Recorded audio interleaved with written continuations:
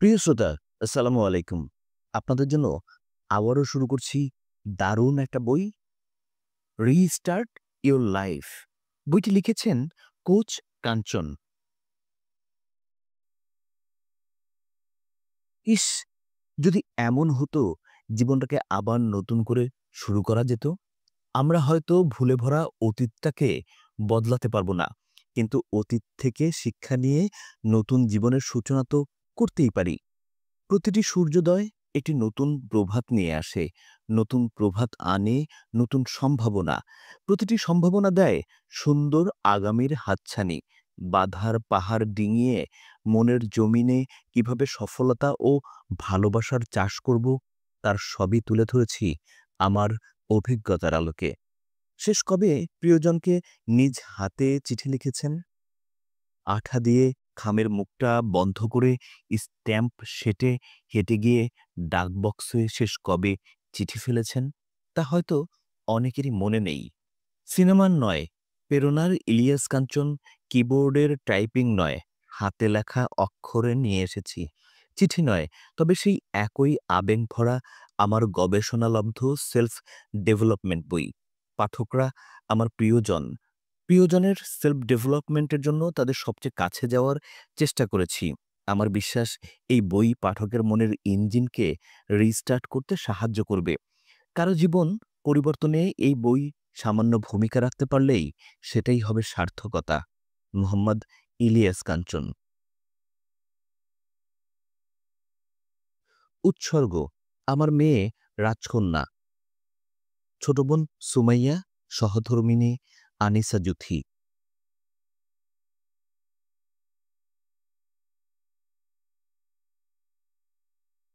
আনফাকুইটেবল।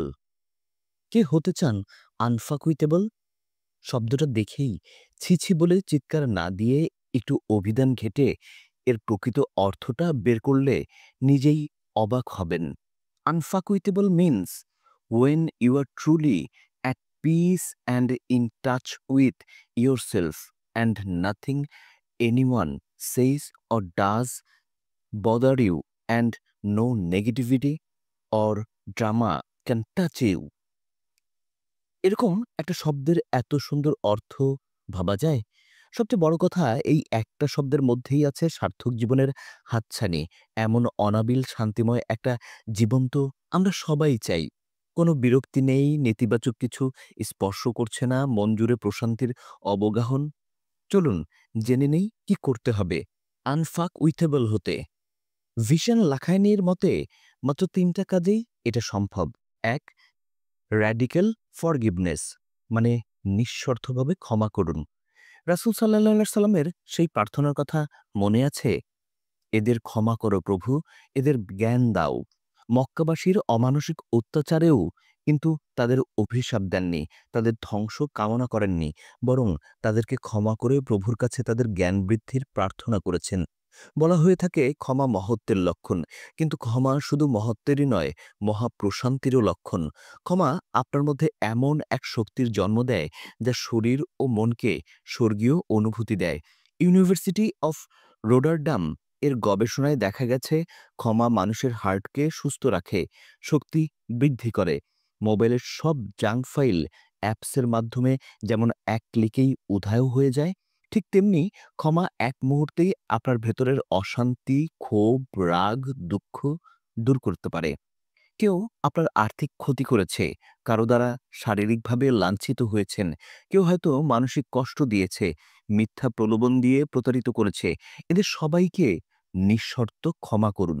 বিশ্বাস করুন, এই কাজটা মানসিকভাবে আপনাকে অনেক হালকা করে দিবে।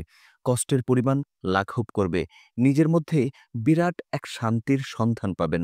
হয়ে উঠবেন ঝরঝরে, প্রত্যয়ী এবং সাহসী। যেসব মানুষ আপনার জীবনে এসেছে, হোক তারা ছোট কিংবা বড়, ভালো কিংবা মন্দ, তারা প্রত্যেকেই একেকজন দূত বা সারথি। এরা আপনাকে অনেক কিছু শিখিয়েছে। ক্ষমা আপনার অতীতের সব দুঃখ ভুলিয়ে দেবে। ভাবছেন যে ভুল করেছে সে অপরাধ স্বীকার করলে ক্ষমা করবেন।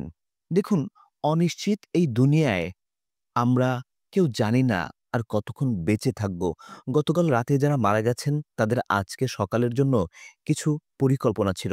যারা সকালে মারা গেছেন তাদেরও আজকের রাতের জন্য কিছু ইচ্ছা ছিল। আজকে যে মাটির উপর দাঁড়িয়ে আছেন সেই মাটি আপনার ৩.৫ হাত উপরে থাকবে।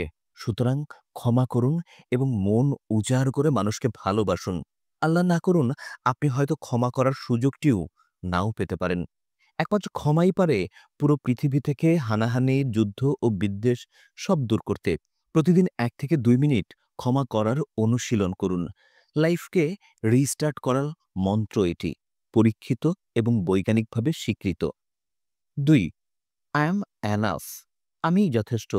নিজের ভেতর সক্ষমতার যে বিরাট জগৎ আছে তার খোঁজ জানলে সব সফলতার জন্য নিজেকে যথেষ্ট মনে করবেন। কোনো বাধা আপনাকে থামাতে পারবে না। জীবনের অর্জনগুলো মূলত ৩টি বিষয়ের উপর নির্ভর করে। প্রথমটি, আপনি কি চিন্তা করছেন? দ্বিতীয়ত, আপনি কি বিশ্বাস করছেন? তৃতীয়ত, আপনি কি কাজ করছেন? নিজেকে যথেষ্ট মনে করলে বড় চিন্তা করার শক্তি জন্ম হয়, বিশ্বাস তীব্র হয়। লেস ব্রাউন বলেন, বেশিরভাগ মানুষ জীবনে ব্যর্থ হয় এজন্য নয় যে তারা বড় লক্ষ্য নির্ধারণ করে এবং অর্জন করতে পারে না, বরং লক্ষ্যই খুব ছোট থাকে এবং সেটাই অর্জন করে। আই অ্যাম অ্যানাফ এই মনোভাব আপনার মধ্যে সাহসের জন্ম দিবে এবং যেকোনো উদ্যোগ নিতে সচেষ্ট হবেন। আয়নার সামনে কিংবা ঘরের দেয়ালে লিখে রাখুন, আই অ্যাম অ্যানাফ। প্রতিদিন অন্তত ২ মিনিট শক্তিশালী ভঙ্গিতে দাঁড়িয়ে মুখে বলুন এবং অনুভব করুন, আমি যথেষ্ট। আল্লাহর উপর ভরসা রেখে আমার সফলতার জন্য। বিজ্ঞান বলছে মাত্র ২ মিনিটের এই অনুশীলন আপনার টেস্টোস্টেরন হরমোন বৃদ্ধি করে ২০%, স্ট্রেস হরমোন কর্টিসেল হ্রাস করে ২৫% এবং ঝুঁকি নেওয়ার ক্ষমতা বৃদ্ধি করে ৩৩%। নিজেকে যারা দুর্বল, অসহায় ভাবছেন তাদের বলবো, এই দুর্বল আপনি প্রতি সেকেন্ডে ৬ ট্রিলিয়ন কাজ করছেন নিজের অজান্তে। আপনার ভেতরের ৬০ ট্রিলিয়ন কোষ আপনার হয়ে এই কাজগুলো করছে প্রতিনিয়ত। নিঃশ্বাস নিচ্ছেন, চোখের পলক দিচ্ছেন, রক্ত সঞ্চালন হচ্ছে, চুল নখ বড় হচ্ছে। এই বিশাল কর্মযজ্ঞ করেই পৃথিবীতে বেঁচে আছেন। কেন তাহলে নিজেকে অসহায় ভাবা? আপনার দ্বারা সম্ভব না ভেবে যে বসে আছেন, কে জানে আপনার ভেতরেই হয়তো ঘুমিয়ে আছে আগামী দিনের Bill Gates, Richard Branson, Elon Musk, Jeff Bezos, Mahathir, Erdogan কিংবা Tariq bin Ziyad. ৩. Becoming present. বর্তমানে বাঁচুন। সুখ কোথায়? কোনো কিছু পাওয়ার মধ্যে? ধনী হওয়ার মাঝে? সেলিব্রিটি হতে পারলে? না, এগুলো একটিও সঠিক নয়। কারণ আজকে যেটি পাবার জন্য অধীর অপেক্ষা করছেন, কয়েকদিন পর সেটাই অবহেলার বস্তুতে পরিণত হবে। অর্থের মালিক হলে খুশি হবেন। অর্থ পাওয়ার পর আরেকটা চাহিদা তৈরি হবে। বর্তমানে যা আছে সেটাতে মনোযোগ দিন, তাহলেই পাবেন অনাবিল সুখের সন্ধান। অতীত কখনো ফিরে আসবে না। ভবিষ্যৎ বর্তমানেরই আরেক রূপ। কারণ প্রতিটা ভবিষ্যৎ বর্তমানের মধ্য দিয়েই আপনার জীবনে ধরা দেয়। অতীতে যত দুঃখ কষ্ট আপনার মনের ভেতরে জমা আছে, বর্তমানকে অনুভব করলে সব মুছে যাবে। বর্তমান একটা উপহার। Yesterday's the past, tomorrow's the future, but today is the gift. That's why it's called the present. অতীত আর ভবিষ্যতের নাগাল কখনো পাবেন না, হয়তো কাছে পাবেন আজ। আমরা জীবন নিয়ে যত সমস্যার কথা চিন্তা করি এর বেশিরভাগই আমাদের জীবনে ঘটে না। আমাদের নিজেদের তৈরি দুশ্চিন্তা আমাদেরকে ঘিরে রাখে সব সময়। যখনই অনেক চাপে দিশেহারা হয়ে যাবেন তখনই বর্তমানে মনোযোগ দিবেন।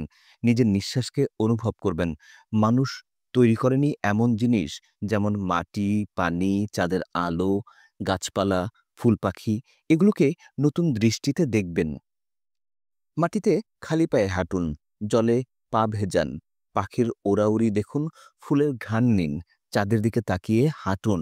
আর ছোটবেলার মতো ভাবুন, আমি যেখানে যাচ্ছি চাঁদও আমার সাথে সাথে যাচ্ছে। ফলের দানা খেয়ে ভাবতে থাকুন, পেটের ভেতরে গাছ হবে। প্রকৃতির সাথে সময় কাটান, বুক ভরে নিঃশ্বাস নিন, মা বাবা কিংবা স্ত্রীর কাজে সাহায্য করুন, ঘরটাকে সুন্দর করে গোছান। এভাবে অসংখ্য ছোট ছোট কাজের মাধ্যমে জীবনের প্রতিটি মুহূর্ত উপভোগ করুন। ধনী কিংবা বিখ্যাত হলে জীবনটাকে উপভোগ করব এই আশা করা বোকামি। হলিউডের বিখ্যাত কৌতুক অভিনেতা জিম ক্যারি বলেন, আমি চাই সবাই অনেক ধনী ও বিখ্যাত হোক, যা কিছুর স্বপ্ন দেখে সব পেয়ে যাক। তাহলে তারা বুঝতে পারত এটা কোনো চূড়ান্ত সমাধান নয়। No full stop. থেমে গেলেন তো হারিয়ে গেলেন। ফুল স্টপ বাংলায় যাকে বলে দাড়ি বা পূর্ণচ্ছেদ। বাক্যে এর ব্যবহার ঠিক না থাকলে বেজায় দুর্গতি। দেখুন, স্বামীর কাছে স্ত্রীর চিঠি। ওগো, সারাটি জীবন বিদেশেই কাটালে, এই ছিল তোমার কপালে আমার পা। আরো ফুলিয়া গিয়াছে উঠানটা, জলে ডুবিয়া গিয়াছে ছোট খোকা, স্কুলে যাইতে চায় না ছাগলটা, সারাদিন ঘাস খাইয়া ঝিমাইতেছে তোমার বাবা, পেট খারাপ করিয়া অসুস্থ হইয়া পড়িয়াছে আম গাছটা, আমে আমে ভরিয়া গিয়াছে বাড়ির ছাদ, স্থানে স্থানে ফুটা হইয়া গিয়াছে গাভীর পেট। দেখিয়া মনে হয় বাচ্চা দিবে কাসেমের বাপ।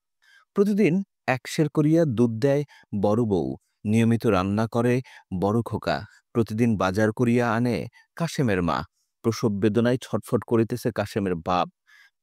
বারবার ফিট হইয়া যাইতেছে ডাক্তার, বাবু আসিয়া দেখিয়া গিয়াছেন, এমতো অবস্থায় তুমি বাড়িতে আসিবে না, আসিলে দুঃখিত হইব। ইতি ডট ডট ডট। দাড়িকমার সঠিক ব্যবহারে গল্পটি এমন। ওগো, সারাটি জীবন বিদেশেই কাটালে, এই ছিল তোমার কপালে।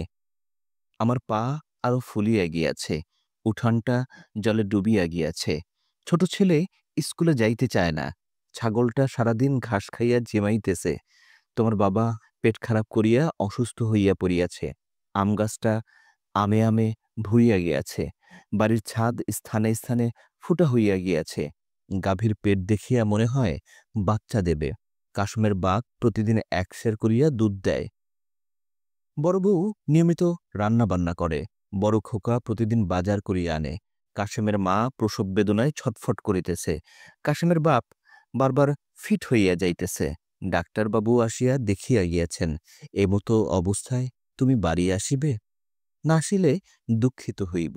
ইতি ডট ডট ডট। সামান্য একটা দাড়ি যদি বাক্যের এত দুরবস্থা করতে পারে, তাহলে ভাবুন আমরা থেমে যাওয়ায় আমাদের জীবনের কি দুর্গতি হচ্ছে। এক ব্যক্তি জন্ম নিয়েছে ১৯৬০ সালে, মারা গেছেন ১৯৮৮ সালে, কবরে গেছেন ২০১৭ সালে। হুম, আমি ঠিকই বলেছি।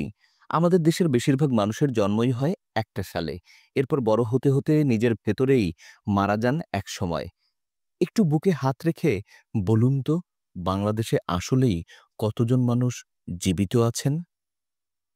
প্রায় প্রতিটি মানুষই বুকের মধ্যে চাপা যন্ত্রণা নিয়ে ভেতরে ভেতরে নিঃশেষ হয়ে বেঁচে আছেন। মানসিক, আর্থিক, পারিবারিক ও রাজনৈতিক নানান যন্ত্রণায় হতাশ হয়ে এক একটা মুহূর্ত কাটছে। জীবনে কোনো আশা নেই, স্বপ্ন নেই, শুধু ফুল স্টপ। এই থেমে যাওয়ার নাম কি জীবন? অনেকে তো সহ্য করতে না পেরে আত্মহত্যাই করে ফেলছে। পুলিশের হিসেব অনুযায়ী ২০১৮ সালে পুরো দেশে ১২,০০০ মানুষ আত্মহত্যা করেছে। দৈনিক ৩০ জনের অধিক। কতটা ভয়াবহ ব্যাপার ভাবা যায়? এর চেয়ে আরও ভয়াবহ বিষয় হল, জাতীয় মানসিক স্বাস্থ্য ইনস্টিটিউটের হিসেব মতে আত্মহত্যার ঝুঁকিতে তথা ডিপ্রেশন মেজরে আছেন দেশের প্রায় ৬৫ লাখ মানুষ। এদের মধ্যে অনেকেই আত্মহত্যা করেও ফেলবে আমাদের সামনেই। দেশের সবচেয়ে আত্মহত্যাপ্রবণ এলাকা ঝিনাইদহ, শেরপুর ও সিরাজগঞ্জ। এসব এলাকায় অসংখ্য প্রাণ নীরবে বিদায় নিচ্ছে।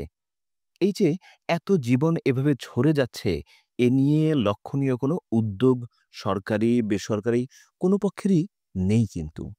এইডসে বছরে ১,০০০ মানুষ মারা যায় না, অথচ এটা নিয়ে কত সভা, সেমিনার, সিম্পোজিয়াম হয়। ৩টা পর্যায়ে পদক্ষেপ নিলে এই সমস্যার সমাধান সম্ভব। ১. পারিবারিক ও সামাজিক সচেতনতা। ২. শিক্ষা ব্যবস্থার সংস্কার। ৩. ব্যক্তিগত উদ্যোগ। পারিবারিক ও সামাজিক সচেতনতা। সবার আগে ঠিক করতে হবে বাবা-মাকে। তাদের প্রশিক্ষিত করতে হবে, শেখাতে হবে সন্তান লালন-পালনের সঠিক পদ্ধতি। প্যারেন্টিং স্কুল দরকার প্রত্যেক পাড়া মহল্লায়। প্রতিটা কিন্ডারগার্টেনে প্যারেন্টিং স্কুল ইউনিট খোলা উচিত। বাচ্চাকে স্কুলে দিয়ে ওয়েটিং রুমে বসে পরনিন্দা আর পরচর্চার যে আসর বসান, সেই সময়টায় প্যারেন্টসরা তাদের ক্লাস করবেন, শিখবেন কিভাবে সন্তানের মধ্যে স্বপ্নের জাল বুনে দিবেন, সন্তানকে ধৈর্য ধারণ, বাধা বিপত্তি মোকাবেলায় কিভাবে পারদর্শী করবেন, দাম্পত্য কলহ নিরসন, বউ শাশুড়ির দ্বন্দ্ব দূরীভূতকরণ, এরকম জীবনের সাথে সম্পর্কিত অসংখ্য বিষয় এখানে শেখানো হবে।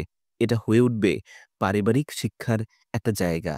আর সামাজিক একটা সচেতনতা তৈরি করতে হবে যে শরীরের অন্য অঙ্গ-প্রত্যঙ্গের মতো মনেরও অসুস্থতা আছে। মানসিক অসুস্থতা বা বিষণ্ণতায় মানসিক ডাক্তার দেখানো মানে সে পাগল হয়ে যায়নি। আপনার কাছের মানুষটার মন খারাপের পাশে থাকুন, গুরুত্ব দিন। শিক্ষা ব্যবস্থার সংস্কার। শিক্ষা ব্যবস্থার সামগ্রিক ত্রুটি চিহ্নিত করে জীবনমুখী শিক্ষায় মনোনিবেশ করতে হবে। স্কুল থেকেই একটা বাচ্চা শিখবে লাইনে দাঁড়িয়ে কিভাবে সেবা নিতে হয়, ময়লা কোথায় ফেলতে হবে, কিভাবে রাস্তা পার হতে হয়। ওদের মনের মধ্যে স্বপ্নের বীজ বুনে দিবে। পৃথিবীতে বাংলাদেশ সম্ভবত একমাত্র দেশ যেখানে এইম ইন লাইফ বই থেকে মুখস্থ করানো হয়। চাকরির আবেদন শেখানো হয় করণিক পদের জন্য আবেদন লিখে। অনুপাতের অঙ্কের নামে কত লিটার দুধে কতটুকু পানি মেশাতে হবে তা আমরা স্কুল জীবনেই শিখি। বিবিএ করি কিন্তু বিজনেস করি না, কারণ বিবিএ এমবিএ কোর্সগুলো আমাদের শেখায় না কিভাবে এইচএসবিসির মতো ব্যাংক তৈরি করা যায়, কিভাবে মাইক্রোসফটের মতো কোম্পানি করা যায়। এজন্য এমবিএ করে পঞ্চম থেকে অষ্টম শ্রেণী পাশ করা কারো অধীনে চাকরি করতেই স্বাচ্ছন্দ্য বোধ করি। এই কারণে আমাদের দেশে বিশ্বমানের প্রতিষ্ঠান কম তৈরি হচ্ছে। হওয়া উচিত ছিল বিজনেসের উপর মাস্টার্স করা ছেলেটা বা মেয়েটা ব্যবসা করবে, অষ্টম শ্রেণী পাশ করা মানুষটা তার অধীনে চাকরি করবে। দরিদ্র জনগোষ্ঠীর একটা দেশে ২৫ বছর পর্যন্ত শুধু পড়াশোনায় লেগে থাকা কতটুকু যৌক্তিক সেটাও ভেবে দেখা জরুরি। উচ্চতর সকল কোর্সে বাস্তবিক জ্ঞানের দিকে অধিক গুরুত্ব দেওয়া জরুরি। মূল্যায়ন পদ্ধতির দরকার আমূল পরিবর্তন।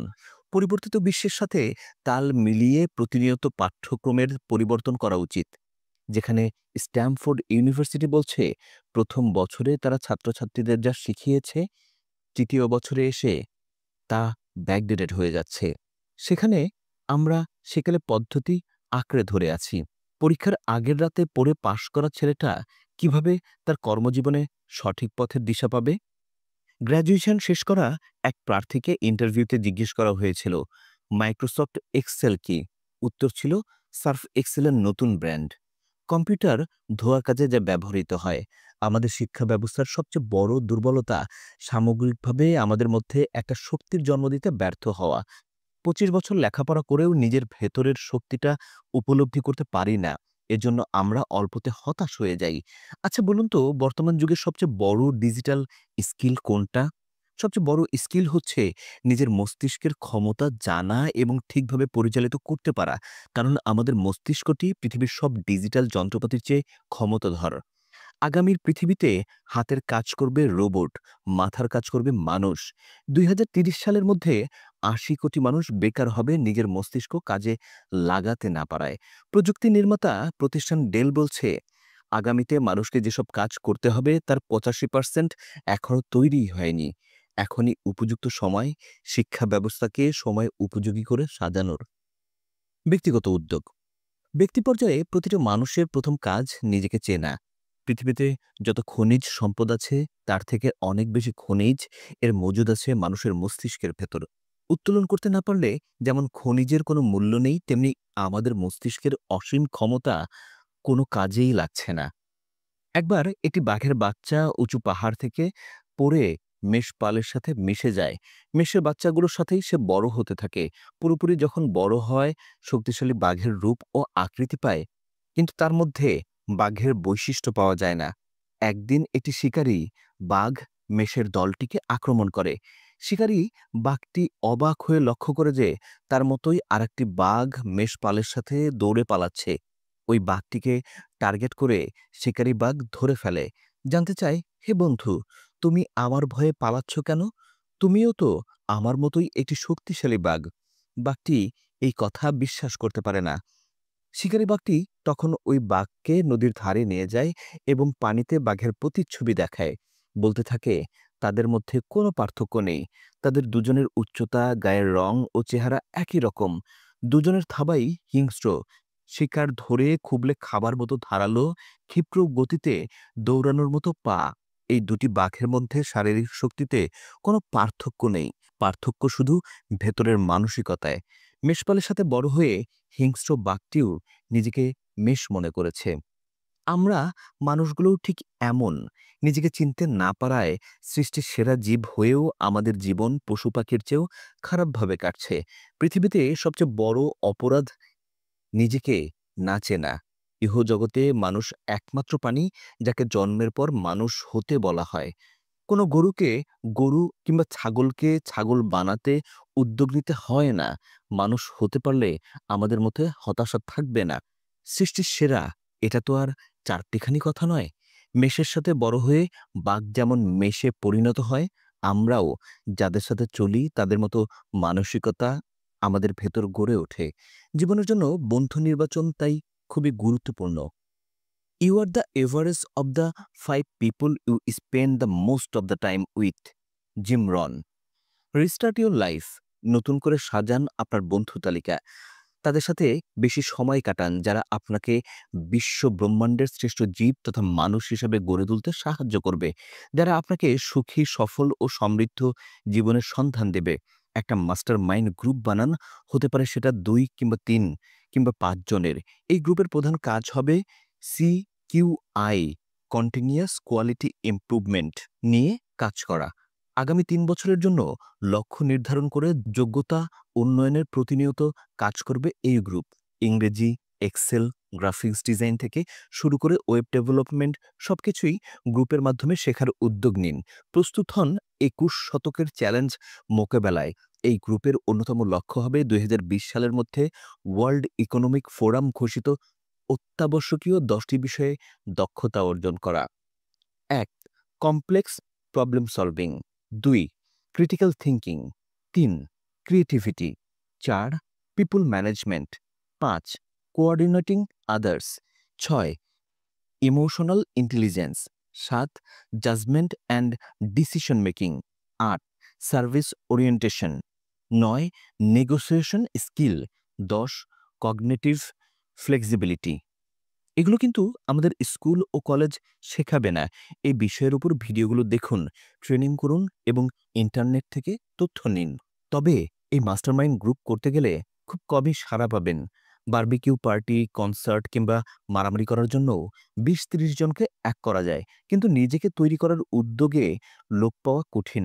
যদি কাউকে না পাওয়া যায় তাহলে রবীন্দ্রনাথের সাথেই সুর মেলান। যদি তোর ডাক শুনে কেউ নাই আসে, তবে একলা চলো রে। যদি তোর ডাক শুনে কেউ নাই আসে, তবে একলা চলো রে। এ কথা সবসময় মাথায় রাখবেন যে কোনো কিছুতেই থামা যাবে না, কারণ থেমে যাবেন তো হারিয়ে যাবেন। অধ্যায় ৩, পার্সোনাল SWOT অ্যানালাইসিস। বিজনেসে অনেক SWOT অ্যানালাইসিস আমরা করেছি। চলুন আজকে নিজের SWOT অ্যানালাইসিস করি। নিজেকে চেনার জন্য এটি একটি দারুণ পন্থা। নিজের ভেতরের সমস্যার সম্ভাবনা চিহ্নিত করতে পারলে কাজ বাস্তবায়ন অনেক সহজ হয়। S ইকুয়াল টু স্ট্রেংথ বা শক্তিমত্তা। প্রতিটা মানুষকে সৃষ্টিকর্তা উত্তম গঠনে এবং অনন্য করে সৃষ্টি করেছেন। আপনার ভেতরের বিশেষ দিকগুলো খুঁজে বের করে তালিকা করুন। আপনি হয়তো খুব ভালো করে কথা বলতে পারেন না, কিন্তু ধৈর্য ধরে মানুষের কথা শুনতে পারেন। তার মানে আপনার ভেতরে খুব ভালো লিসেনিং স্কিল আছে। এভাবে খুঁজে খুঁজে নিজের প্রতিটা ভালো সামর্থ্য বের করুন। যত্ন নিয়ে তালিকাটা করলে নিজেই অনুভব করবেন ভেতরের শক্তি। কত শত ভালো গুণ আপনার মধ্যে লুকিয়ে আছে, আপনি হয়তো নিজেও খেয়াল করেননি। আমরা প্রতিটা মানুষ আমাদের নিজেদের চিন্তার চেয়ে অনেক বেশি শক্তিশালী। সি লিফট এর সিইও মার্ক ডিভাইন বলেন, you are 20 times more than capable than you think you are. আমরা সবসময় নিজেদের অযোগ্যতা নিয়ে ভাবতে থাকি, বিধায় বড় উদ্যোগ নেওয়ার শক্তি থাকে না। জীবজগতের অনেক ছোট একটি প্রাণী মৌমাছি। তার পাখার তুলনায় শরীরের ওজন ৮ থেকে ১০ গুণ ভারী, অথচ এই প্রাণী উড়ে বেড়ায়। বৈজ্ঞানিক গবেষণায় দেখা যায় মৌমাছির উড়তে পারার কথা নয়, বায়ুর গতি তত্ত্ব অনুযায়ী মৌমাছি উড়ে চলাও অসম্ভব। বিজ্ঞানের শত বছরের গবেষণাও মৌমাছি কিভাবে উড়ছে তার কারণ বের করতে পারেনি। ব্যর্থ হয়ে বিজ্ঞানীরা ঘোষণা দিয়েছে মৌমাছি উড়ে বেড়াচ্ছে কারণ সে জানে না বায়ুর গতিতত্ত্ব কি। মৌমাছির কানে যদি কোনোভাবে প্রবেশ করানো যেত যে তার পাখার তুলনায় শরীরের ওজন অনেক বেশি, বায়ুর গতিতত্ত্ব অনুযায়ী তার উড়তে পারা সম্ভব নয়, সেদিন থেকে মৌমাছি উড়তে পারত না। মৌমাছি তার অক্ষমতা জানে না বলেই এরকম অস্বাভাবিকভাবে উড়ে বেড়াচ্ছে। আমরাও যদি আমাদের সামর্থ্যগুলো খুঁজে বের করি তাহলে আমরাও সফলতার আকাশে উড়ে বেড়াতে পারবো। কিছু প্রশ্নের মাধ্যমে নিজের শক্তির জায়গাগুলো খুঁজে বের করা যায়। যেমন ১. নিজেকে ৩ শব্দে প্রকাশ করতে হলে কি লিখব? ২. কোন পড়াশোনাগুলো আমি আসলেই ভালো পারি? ৩. আমাকে চিহ্নিত করা যায় এরকম ৫টি গুণ কি, কি? ৪. নিজেকে অন্যদের থেকে আলাদা করা যায় এমন কি, কি আছে আমার মধ্যে? ৫. নিজের কোন জিনিসটা আমাকে গর্বিত করে? এভাবে নানাবিধ প্রশ্ন করে নিজের ভেতরের অসীম শক্তির জায়গাগুলো খুঁজে বের করুন। এই তালিকাটা ঠিকমতো করতে পারলে আপনার ভেতর নতুন সাহসের জন্ম নেবে। Weakness, W equals to weakness মানে দুর্বলতা। লক্ষ্য অর্জনে নিজের দুর্বল দিকগুলো চিহ্নিত করা জরুরি। বর্তমানে কোথায় আছেন এবং কোথায় যেতে চান? এই মাঝের পথটা পাড়ি দিতে কোন বিষয়ে আপনার ঘাটতি আছে তা জানা না থাকলে নিজেকে সময় উপযোগী করে গড়ে তোলা সম্ভব হবে না। এখানেও নিজেকে করতে হবে অনেকগুলো প্রশ্ন।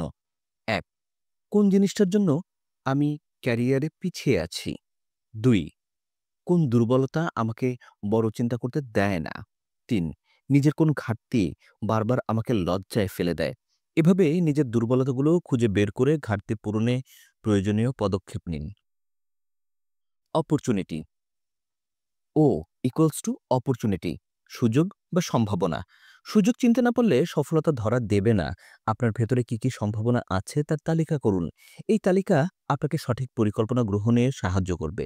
সম্ভাবনার বীজকে সঠিকভাবে যত্ন নিলে ও পরিচর্যা করলে এখান থেকেই বের হয়ে আসবে সফলতার মহীরুহ। সুযোগ বা সম্ভাবনাগুলো অনেক সময় ভিন্ন পোশাকেও আপনার জীবনে আসবে। অনেক কঠিন বিপদের ভেতরেও দেখা যায় অনেক বড় সুযোগ লুকিয়ে থাকে। মনে রাখবেন, every problem has equal or greater possibilities. প্রতিটা সমস্যার মধ্যেই তার সমান অথবা তার থেকে বড় সম্ভাবনা লুকিয়ে আছে। আর যদি কোনো সম্ভাবনা বা সুযোগ আপনার জীবনে না থাকে তাহলে তা তৈরি করে নিতে হবে। If opportunity doesn't knock, build a door. T equals to threat, আশঙ্কা বা বাধা। স্বপ্ন পূরণের পথে সবচেয়ে বড় বাধা কি? কোন জিনিসগুলো আপনাকে বারবার পিছিয়ে দিচ্ছে? অর্থের অভাব, সুযোগের স্বল্পতা, মেধার ঘাটতি, অসহযোগী বন্ধু বা আত্মীয়-স্বজন, বদরাগী বস। এরকম অসংখ্য কারণ হয়তো আমাদের মাথায় আছে। কিন্তু আমি বলব আপনার জীবনের সবচেয়ে বড় থ্রেট বা আশঙ্কা আপনি নিজেই। আপনি আপনার বড় শত্রু। অবিশ্বাস্য হলেও এটাই সত্যি। আপনি নিজে ছাড়া আপনাকে থামায় এরকম সাধ্য কারো নেই। ব্যর্থতার জন্য অন্য সবকিছুকে দোষারোপ করা বন্ধ করুন। সফল মানুষেরা তাদের ভেতরের জগৎটাকে সফলতার জন্য গড়ে তোলে। আর ব্যর্থরা বাইরের জগৎকে দোষারোপ করতে থাকে। নিজের কাছে নিজে হেরে যাওয়ার কোনো মানে হয় না। আরও কিছু থ্রেট আপনার সফলতা কেড়ে নিতে পারে। যেমন স্মার্টফোন, অসৎ সঙ্গ, নেশা ইত্যাদি। এগুলো সম্বন্ধে সতর্ক থাকুন। অধ্যায় ৪, চাইলেই সম্ভব। আটলান্টিকের ওপর দিয়ে সবার আগে উড়ে যাওয়া অ্যামেলিয়া ম্যারি আরহার্ট বলেছেন, আমি আটলান্টিকের ওপর দিয়ে উড়ে গিয়েছিলাম কারণ আমি উড়তে চেয়েছিলাম। আমরা জীবনে অনেক কিছুই হতে চাই, পেতে চাই, কিন্তু চাওয়ার মধ্যে কোনো তীব্রতা থাকে না। তীব্র আকাঙ্ক্ষা না থাকলে কোনো কিছুই অর্জন করা যায় না। ব্যর্থতার জন্য পরিস্থিতিকে দায়ী করা খুব সহজ, দুঃখ প্রকাশ করাও সহজ, কিন্তু ব্যর্থতার বোঝা বয়ে বেড়ানো অনেক কঠিন। আইডিয়ার ছড়াছড়ির এই যুগেও আমাদের মাথা থেকে ওয়ার্ল্ড ক্লাস আইডিয়া বের হচ্ছে না, কারণ আমরা নিজেরা কোনো কিছু সমাধান করতে চাই না, সবকিছু অন্যর থেকে আশা করি। আমরা দুর্নীতিমুক্ত দেশের স্বপ্ন দেখি, কিন্তু নিজেরা ক্ষমতার সর্বোচ্চ অপব্যবহার করে চলেছি।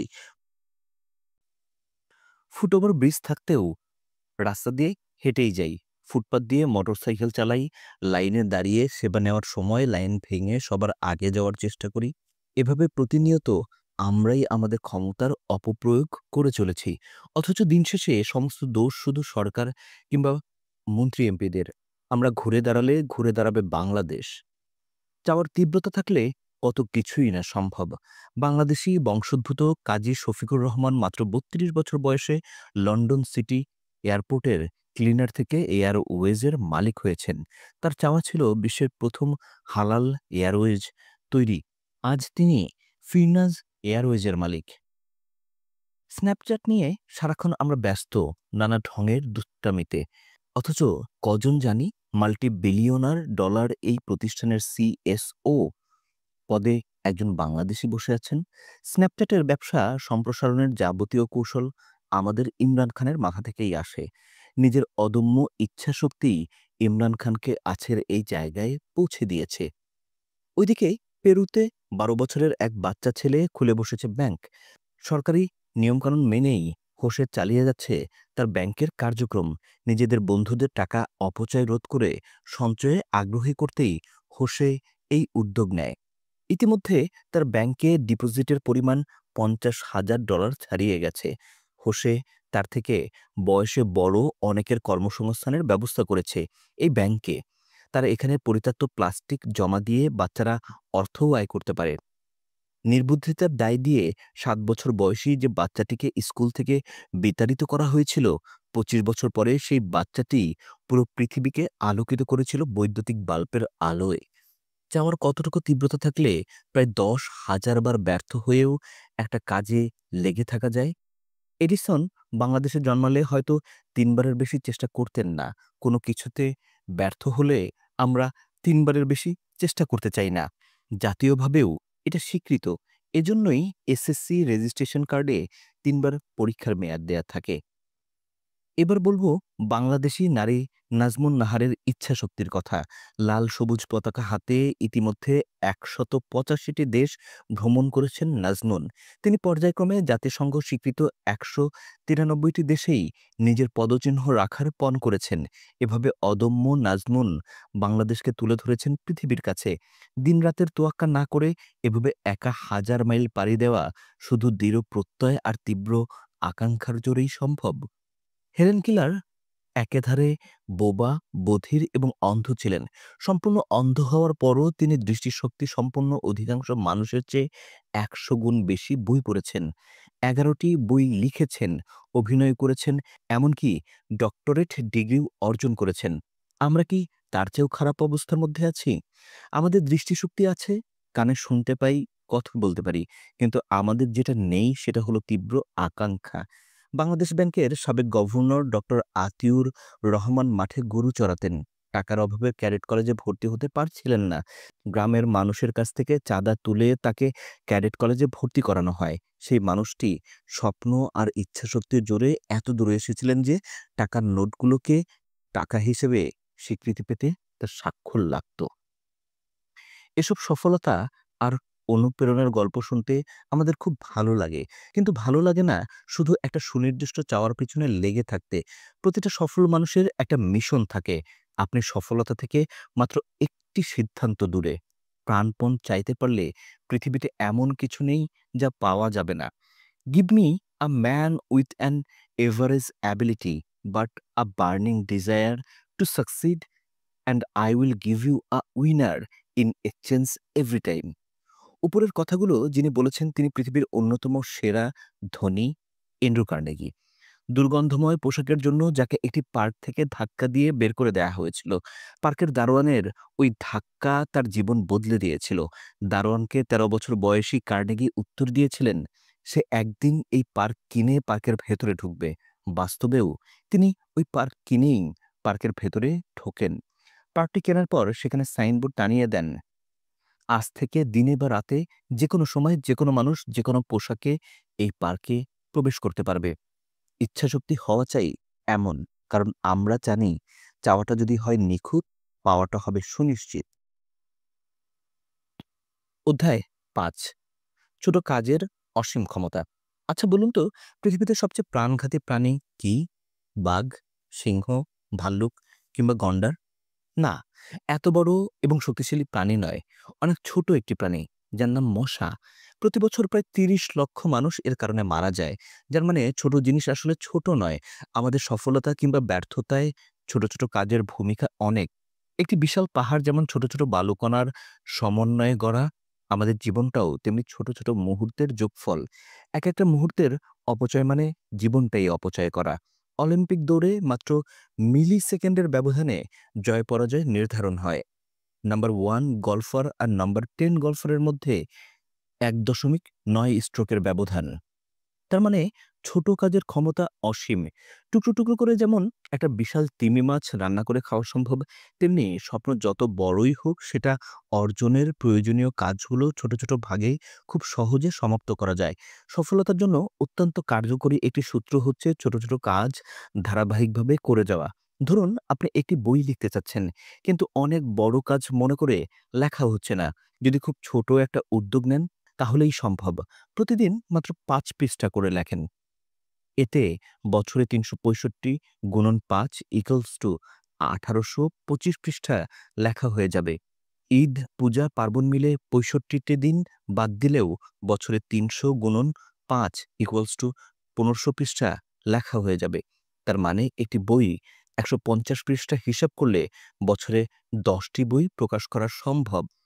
প্রতিদিন ২০ পৃষ্ঠা করে আত্ম-উন্নয়নের বই পড়লে বছরে অনায়াসে ৩০ থেকে ৪০টি নতুন বই পড়া সম্ভব। এভাবে ১০ বছর প্রতিনিয়ত পড়লে ৩০০ থেকে ৪০০ বইয়ের নির্যাস আপনার ভেতরে থাকবে।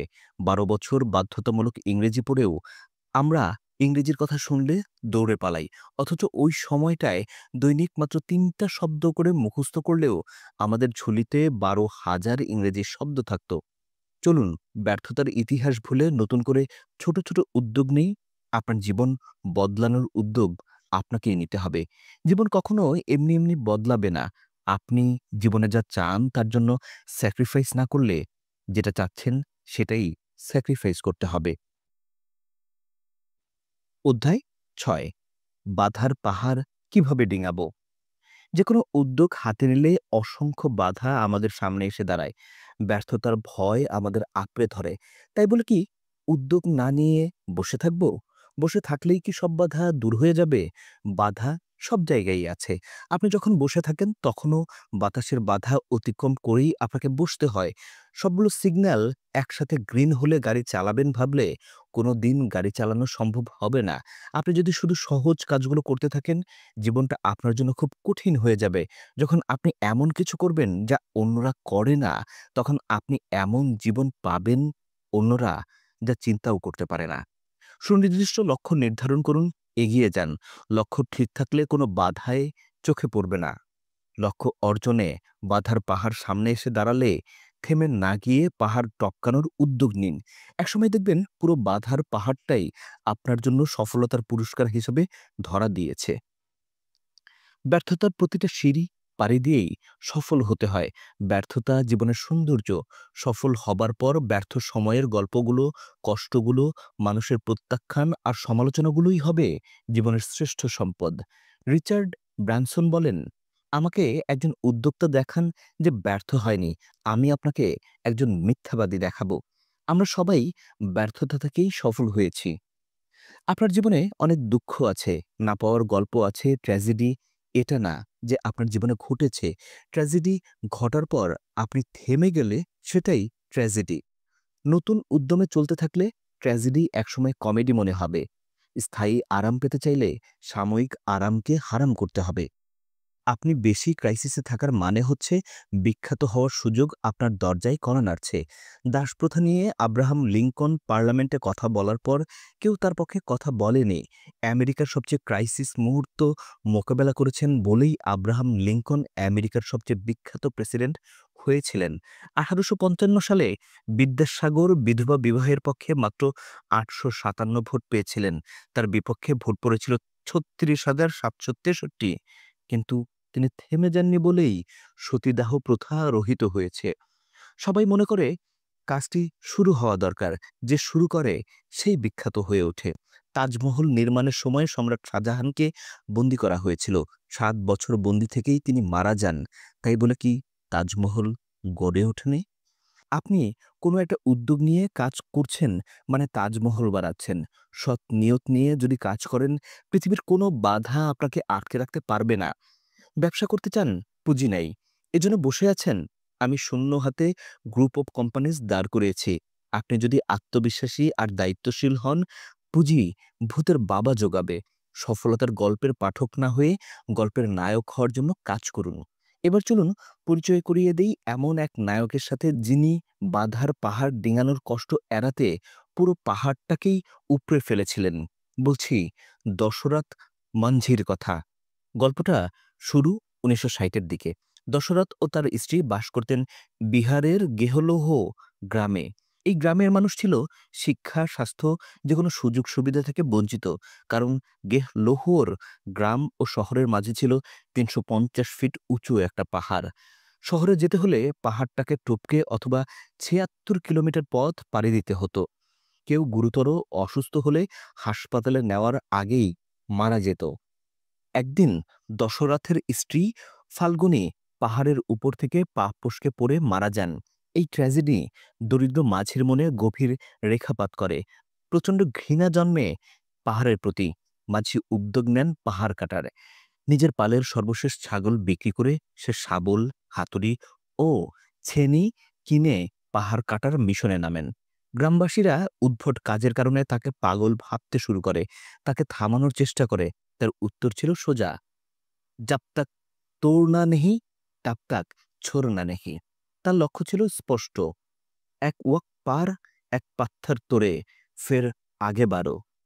দশরথের ইচ্ছাশক্তির কাছে পাহাড়টি লুটিয়ে পড়েছিল। ২২ বছর সময় লেগেছিল তার। একজন মানুষ ছেনি, হাতুড়ি আর শাবল দিয়ে ৩৬০ ফিট পাহাড় কেটে তৈরি করলেন ৩০ ফুট রাস্তা। তাজমহল তৈরি করতেও ২২ বছর সময় লেগেছিল। কিন্তু সেখানে ছিল ২০,০০০ শ্রমিক, উন্নত সরঞ্জাম ও বিপুল অর্থের যোগান। দশরথের সফলতার মূলে ছিল ১০টি জিনিস। ১. তীব্র আকাঙ্ক্ষা ও ইচ্ছাশক্তি। ২. সুনির্দিষ্ট লক্ষ্য। ৩. সমালোচনায় কর্ণপাত না করা। ৪. অসম্ভব ধৈর্য। ৫. ধারাবাহিক পরিশ্রম। ৬. হাল ছেড়ে না দেওয়া। ৭. বড় লক্ষ্যকে ছোট কাজে ভাগ করা। ৮. দৃঢ়তা। ৯. সাহস। ১০. সময়ের সর্বোচ্চ ব্যবহার। এই ১০টি গুণ ধারণ করলে আমরাও যেকোনো বাধার পাহাড় ডিঙাতে পারব। দশরথ একা যদি একটি পাহাড় উপড়ে ফেলার সাহস করতে পারেন, তাহলে আমরা কেন ছোট, ছোট বাধার কাছে হেরে যাব? তার কাছে এত বড় পাহাড়কেও কোনো বাধা মনে হয়নি। উদ্যোগ নিন, পরিকল্পনা করুন, শুরু করে দিন আপনার স্বপ্নযাত্রা। অধ্যায় ৭, স্মার্টফোন ইকুয়ালস টু স্মার্ট কারাগার।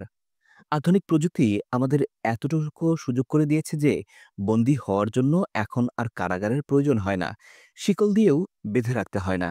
স্মার্টফোনই হচ্ছে স্মার্ট কারাগার। কারাগারে যেমন প্রত্যেকের জন্য আলাদা আলাদা সেল নাম্বার থাকে, তেমনি প্রতিটি স্মার্টফোনই এর ব্যবহারকারীর জন্য এক একটা সেল। তরুণ প্রজন্মই এই স্মার্ট কারাগারের ভয়াবহভাবে বন্দী। সাম্প্রতিক এক গবেষণায় দেখা গেছে প্রতিদিন কমপক্ষে ১৫০ বার আমরা মোবাইল ফোন চেক করি এবং সপ্তাহের পুরো একদিন ফোনের পেছনে চলে যায়। স্মার্ট এই কারাগারের ভেতরে আছে ভয়ঙ্কর নেশায় বুঁদ হয়ে থাকার মতো কিছু অ্যাপস, যেমন Facebook, TikTok, Snapchat, YouTube, PUBG, WhatsApp, Instagram ইত্যাদি।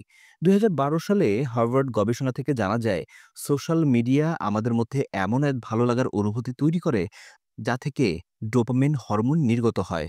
মদ্যপান করলে, সিগারেট খেলে কিংবা জুয়া খেললে যে ধরনের ভালো লাগার অনুভূতি হয়, সোশ্যাল মিডিয়ার অনুভূতিও সেরকম।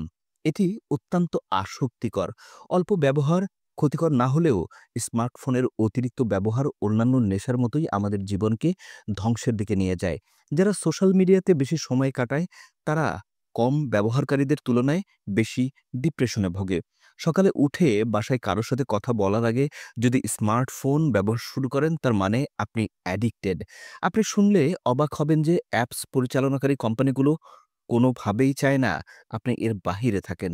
তাদের অ্যালগরিদম এমনভাবে প্রস্তুত করা হয়েছে যাতে মানুষ এগুলো থেকে বের হতে না পারে।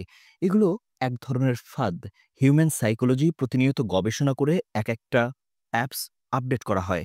আমাদেরকে নব্য কারাবন্দী করে এরা অর্থ আয় করছে।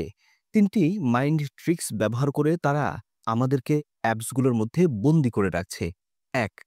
প্রচারণামূলক কৌশল, ট্রিগার, অ্যাকশন ও রিওয়ার্ড পদ্ধতি। নোটিফিকেশন আসা মানে ট্রিগার, অ্যাপসে ক্লিক করে দেখা মানে অ্যাকশন, কে লাইক দিল, কে কমেন্ট করলো equals to reward. Like comment বেশি হলে আমাদের মধ্যে ভালো লাগার অনুভূতি তৈরি হয়, আমাদের ভেতর প্রাপ্তির অনুভূতি কাজ করে। এই মিথ্যা রিওয়ার্ডের পেছনে ছুটে আমরা প্রতিনিয়ত অ্যাপসের ভেতরেই বন্দি আছি। ২. সুরের জাদু। ১৮৯০ সালে রাশিয়ান বিজ্ঞানী ইভান পালভভ আবিষ্কার করেন যে যদি একটি কুকুরকে প্রতিবার বেল বাজানোর পর খাবার প্রদান করা হয় তাহলে একটা সময় পর খাবার উপস্থিত না থাকলেও বেল বাজলেই কুকুরের মুখ দিয়ে লালা ছড়তে থাকে। মনোবিজ্ঞানের এই পদ্ধতি বর্তমান অ্যাপস ডেভেলপার প্রতিষ্ঠানগুলো ব্যবহার করছে। এজন্য নোটিফিকেশনের সাউন্ড শুনলে আমরা আর স্থির থাকতে পারি না। এমনকি কোনো সাউন্ড না শুনলেও মনের মধ্যে সাউন্ড বাজতে থাকে। তখন মোবাইল চেক করি এবং ১ মিনিটের জন্য ফেসবুকে বা অন্য কোনো অ্যাপসে ঢুকে ১ ঘন্টা পর বের হই। ৩. মোড়কীকরণ। সুন্দর মোড়ক আমাদের আকর্ষণ করে। অ্যাপসগুলো থেকে আমরা রঙিন, লাল নীল বা বল আকারে নোটিফিকেশন পাই। নোটিফিকেশনের ভেতর কি আছে জানার জন্য আমাদের মধ্যে ব্যাকুলতা তৈরি হয়। কে আমাদের কি দাওয়াত পাঠালো? আমার প্রোফাইল নতুন কতজন পছন্দ করলো? আমার সেলফিতে নতুন কয়টা মন্তব্য আসলো? নোটিফিকেশনের মধ্যে এমন অসংখ্য গিফট বা উপহার থাকে। নোটিফিকেশনের সুন্দর মোড়ক আমাদের বেঁধে রাখে সারাক্ষণ। ফেসবুক আমাদের দিচ্ছে লাইক, কমেন্টস আর শেয়ার এর আনন্দ। আমরা ফেসবুককে দিচ্ছি আমাদের মূল্যবান সময়, শ্রম, জীবন, যৌবন সবকিছু। কি মহাজন! হিসাব ঠিক আছে? যারা উদ্যোক্তা হবেন, ব্যবসা করবেন ভাবছেন, আগেই এই হিসাব মিলান। এরপর ব্যবসা শুরু করেন। এই তথ্য জেনে যারা ভাবছেন ফেসবুক বাদ দিয়ে গুগলে সময় দিব, তাদের জন্য আরো ভয়াবহ তথ্য দিচ্ছি। এসইও ফার্ম মৌজের মতে প্রতি ৩টা সার্চের একটাতে গুগল প্রয়োজনীয় কিছু দেখাতে ব্যর্থ হয়। প্রতি ৩ জনের মধ্যে ২ জন অথবা ৮০% ব্যবহারকারী ১০ সেকেন্ডের মধ্যে পুনরায় সার্চ করে। সর্বমোট ৮৬% সার্চ বা অনুসন্ধান বিফল হয়। মজার ব্যাপার হলো ফলাফল ব্যর্থ হলেও আমরা ভাবি কাজেই আছি, কারণ টাইপিং এবং ক্লিকিং তো চলছেই। এছাড়া প্রোডাক্টিভ অ্যাপসের নামে অন্য যে অ্যাপসগুলো ব্যবহার করি সেগুলো কতটুকু ফল বয়ে আনছে তা নিজেরা হিসেব করলেই পেয়ে যাব। ইন্টারনেট কাজে লাগিয়ে আমরা বাংলাদেশে কি করেছি চলুন দেখি। ২০১৮ সালে আমরা সবচেয়ে বেশি যে বিষয়গুলো অনুসন্ধান করেছি টপ ৫: ১. ক্লিকবাজ, ২. World cup, ৩. এসএসসি ও HSC result, ৪. Live football match, ৫. IPL. যে মানুষগুলোকে সার্চ করেছি: ১. ক্রোয়েশিয়ার প্রেসিডেন্ট, ২. প্রিয়া প্রকাশ, ৩. মেঘান Markle, ৪. Mia Khalifa, ৫. Sunny Leone. আমাদের সার্চের বিষয়গুলোই বলে দিচ্ছে আমরা জাতি হিসেবে কোন দিকে অগ্রসর হচ্ছি। এসব করে ব্যর্থ হই আর দোষ দেই ভাগ্যের, সমাজের, পরিস্থিতির। স্মার্ট ফিউচার গড়তে স্মার্টফোনের ব্যবহার জানতেই হবে। আপনি গুগলে কি সার্চ করছেন, কোন ধরনের পেজে লাইক দিচ্ছেন, কোন গ্রুপে কতক্ষণ সময় দিচ্ছেন, কতক্ষণ গেম খেলছেন, সেগুলো গুরুত্বপূর্ণ। মনে রাখবেন, গেম আপনি নন, ডেভেলপার কোম্পানি আপনার লাইফ নিয়ে গেম খেলছে। নিজের জীবন শেষ করে তাদের অর্থ আয়ের মাধ্যম হওয়ার কোনো মানে হয় না। বিনোদনের নামে সারাক্ষণ স্ন্যাপচ্যাটে বা টিকটকে বন্দী থাকার কোনো মানে আছে? আপনি সফল হলে পুরো জীবনটাই দেখবেন বিনোদনে ভরে যাবে। জীবনে এন্টারটেইনমেন্ট এবং এডুকেশনের সঠিক রেশিও থাকাটা খুবই জরুরি। Ordinary people seek entertainment, extraordinary people seek education. Smart কারাগার থেকে মুক্তির উপায়: ১. মোবাইলের অপ্রয়োজনীয় অ্যাপসগুলো এখনই ডিলিট করুন। ২. বই পড়া, প্রশিক্ষণ গ্রহণ কিংবা ক্লাস চলাকালীন ফোন বন্ধ বা দূরে সরিয়ে রাখুন। ৩. সম্ভব হলে স্মার্টফোন ব্যবহার বন্ধ করে ফিচার ফোন ব্যবহার করুন। ৪. ফেসবুক অ্যাপস বাদ দিয়ে ব্রাউজার থেকে ব্যবহার করুন। ৫. প্রয়োজনীয় সকল কাজে কিবোর্ডের পরিবর্তে কাগজ কলমের ব্যবহার করুন। প্রিন্সটন ইউনিভার্সিটি বলছে টাইপিংয়ের চেয়ে কলমে লিখলে সেটা বেশি কার্যকর এবং মস্তিষ্কের জন্য অনেক উপকারী। ৬. মোবাইল ফোনের পুশ নোটিফিকেশন বন্ধ রাখুন। ৭. ডিজিটাল সানসেট করুন, অর্থাৎ একটা নির্দিষ্ট সময় পর বাড়ির সবার মোবাইল ফোন বন্ধ রাখুন। ৮. যেকোনো তথ্যের জন্য গুগলের উপর নির্ভরশীল না হয়ে বই, শিক্ষক এবং লাইব্রেরিতে বেশি বেশি সময় দিন। লাইক, কমেন্ট ও শেয়ারকে জীবনের অর্জন হিসেবে বিবেচনা না করে কারো মুখে হাসি ফোটানোকে সফলতা মনে করুন। ১০. মানুষের সাথে খাবার শেয়ার করুন, খাবারের ছবি নয়। একজনের দিকে আরেকজন তাকিয়ে কথা বলুন। স্মার্টফোনের চেয়ে সামনের মানুষটি অনেক বেশি গুরুত্বপূর্ণ। অধ্যায় ৮, ভিন্ন ধর্মী ৫ কৌশলে অবিশ্বাস্য সফলতা। ড্রাইভার, এই সরে দাঁড়াও, তা না হলে তোমার উপর দিয়ে গাড়ি চালিয়ে দেব। পাগল, প্লেন আমার উপর দিয়ে গেল, কিছু হইল না, আর তো এটা সামান্য গাড়ি। উপরের শিরোনাম দেখে অনেকেই হয়তো ভাবছেন, এত সফলতার বই পড়লাম, ট্রেনিং করলাম, সফলতার সব সূত্র মুখস্থ করলাম, কোনো সফলতা পেলাম না, আর মাত্র ৫টি কৌশলে অবিশ্বাস্য সফলতা কিভাবে সম্ভব? আসলে ব্যাপারটা প্লেন আর গাড়ির মতোই। বেশিরভাগ সময় সফলতার সূত্রগুলো আমাদের মাথার উপর দিয়ে যায়। কোনটা রেখে কোনটা করব বুঝে উঠতে পারি না। চলুন জেনে নেই সফলতার ৫টি ভিন্ন কৌশল। ১. যা করতে আপনার খারাপ লাগে তা করুন। একটু লক্ষ্য করলেই দেখবেন সফল হবার জন্য যেসব কাজ করতে বলা হয় সেগুলোর বেশিরভাগই আমাদের ভালো লাগে না। যেমন সকালে ঘুম থেকে ওঠা, ক্লাসের জন্য প্রেজেন্টেশন তৈরি করা, ব্যায়াম করা, অধ্যাবসায়, নিয়মানুবর্তিতা ইত্যাদি। অথচ এসব কাজের মধ্যেই আমাদের অনেক সফলতা নিহিত। সফলতার এটি গোপন সূত্র হচ্ছে, যা করতে মন চায় না তা করা, যা করা উচিত সেটা করতে হবে। অধিক সফল মানুষেরা তাদের অপছন্দের কাজগুলো খুব যত্ন সহকারে করেন। যেসব কাজ সফল এবং সুখী জীবনের জন্য জরুরি, সেগুলো যতই খারাপ লাগুক বেশি বেশি করতেই হবে। ২. সবচেয়ে অপছন্দের কাজটি আগে করুন। অপছন্দের বলতে এখানে দিনের সবচেয়ে কঠিন, ঝামেলাপূর্ণ এবং কষ্টসাধ্য কাজটি বোঝানো হয়েছে। প্রতিদিনের টু ডু লিস্ট খুঁজলে দেখা যায় কিছু কাজ আমাদের করতে ইচ্ছে করে না, অথচ এগুলো জীবনের জন্য গুরুত্বপূর্ণ। দিনের শুরুতে আমাদের মধ্যে কাজের যে শক্তি থাকে, বেলা বাড়ার সাথে সাথে তা কমে যায়। এজন্য সবচেয়ে কঠিন কাজটা আগে শেষ করলে পরের কাজগুলো অনেক সহজে শেষ হয়ে যায়। ৩. প্রতিদিন কাজ শুরু করুন। হুম, আমি ঠিকই বলছি। কারণ কাজের ছন্দপতন ঘটলে কাজ করে গতি পাওয়া যায় না। এজন্য ছুটির দিন অন্তত আধা ঘন্টা হলেও আপনার ক্যারিয়ার সম্পর্কিত কাজ করুন। পরিপূর্ণ ছুটি আপনাকে অলস করে দেয়, তার মানে এই নয় যে পরিবারকে সময় দিবেন না, অবশ্যই দিবেন। আমি শুধু বলতে চাই, ছুটির দিনে অল্প হলেও কাজের সংস্পর্শে থাকুন। ৪. ব্যর্থতা, প্রত্যাখ্যান ও সমালোচনা গ্রহণ করুন। প্রত্যাখ্যান সহজে গ্রহণ করা শিখতে নিয়মিত প্রত্যাখ্যাত হতে হবে। একটা সহজ উপায়ে আপনি প্রত্যাখ্যাত হওয়ার অভ্যাস গড়ে নিতে পারেন। আপনার পরিচিত সবার কাছে ৳৫০,০০০ ধার চান। দেখবেন যত লোক আপনাকে প্রত্যাখ্যান করবে, তাতে সারা জীবন এই ভয় আর কাজ করবে না। আর বাংলাদেশে জন্ম নেওয়া মানে সমালোচনা আপনার জন্মগত। আমরা পরবর্তী জীবনে সকল কাজ করি। একটু ঠান্ডা মাথায় চিন্তা করুন, জন্মের ৩ থেকে ৭ বছরের মধ্যে যে তথ্য দিয়ে আমাদের মস্তিষ্ক পূর্ণ করা হলো, সেসব কি ঠিক ছিল? ওই বয়সের একটি বাচ্চার পক্ষে এ তথ্য যাচাই করে গ্রহণ করার সুযোগ নেই। তার মানে কি দাঁড়ালো? প্রথমত, আমাদের মনের ভেতর থাকা তথ্যগুলো আমাদের নয়। দ্বিতীয়ত, এসব তথ্যের অধিকাংশই সঠিক নয়। মনের ভেতর লুকিয়ে থাকা বদ্ধমূল ধারণা ও তথ্যগুলোই আমাদের সফলতার পথে প্রধান অন্তরায়। আমাদের উচিত মনকে সঠিক তথ্য দেয়া এবং ভালোভাবে নিয়ন্ত্রণ করা। মন একটা ঘোড়া, একে সঠিকভাবে চালাতে না জানলে সে আপনাকে ভুল গন্তব্যে নিয়ে যাবে। মন আপনার প্রধান শত্রু, আবার প্রধান বন্ধু। একটা বিষয় জানিয়ে রাখি, আপনি এবং আপনার মন দুটো কিন্তু আলাদা জিনিস। এজন্যই আমরা বলি আমার মন। মন আপনার বডিগার্ড হিসেবে কাজ করে। সে আপনাকে সুরক্ষা দিতে সারাক্ষণ নেতিবাচক তথ্য, ভয়, দুশ্চিন্তা এগুলো দেয়।